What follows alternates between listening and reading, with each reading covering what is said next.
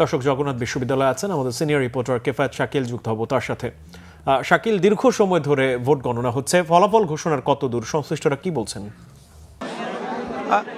মাহমুদ, দীর্ঘ ৩৩ ঘন্টার অপেক্ষার পর অল্প কিছুক্ষণের মধ্যেই যোগসু নির্বাচনের পরিপূর্ণ ফলাফল ঘোষণা হতে যাচ্ছে।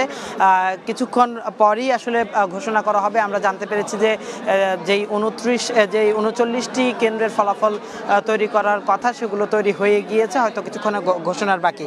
আমরা এর আগে লাস্ট 33টি কেন্দ্রের ফলাফল পেয়েছি, সেখানকার ফলাফল এবং এখন অসমর্থিত সূত্রে যা পাচ্ছে সে অনুযায়ী ভিপি, জিএস এবং এজিএস পদে, তিনও পদেই কিন্তু ছাত্র শিবির সমর্থিত প্রার্থীরা বিজয়ী হওয়ার পথে রয়েছেন, এমন তথ্য আমরা পেয়েছি। 33টি কেন্দ্রের ফলাফল আমার হাতে রয়েছে, যেখানকার ফলাফলে আমি পেয়েছি যে ছাত্র শিবির সমর্থিত প্যানেলের যে ভিপি প্রার্থী রিয়াজুল ইসলাম, ছাত্রদল এবং ছাত্র অধিকার পরিষদের যৌথ প্যানেলের যে প্রার্থী রয়েছেন রাকিব, তার কাছ থেকে 655 ভোটে এগিয়ে রয়েছেন, এবং ছাত্র শিবির সমর্থিত জিএস পদপ্রার্থী আব্দুল আলিম, তিনি ছাত্রদল সমর্থিত প্যানেলের জিএস পদপ্রার্থী খাদিজার থেকে 2878 ভোটে এগিয়েছিলেন, এবং এজিএস পদপ্রার্থী মাসুদ ছাত্র শিবিরের, তিনিও তার প্রতিদ্বন্দ্বী তানজিল থেকে 701 ভোটে এগিয়েছিলেন 33টি কেন্দ্রের ভোটে।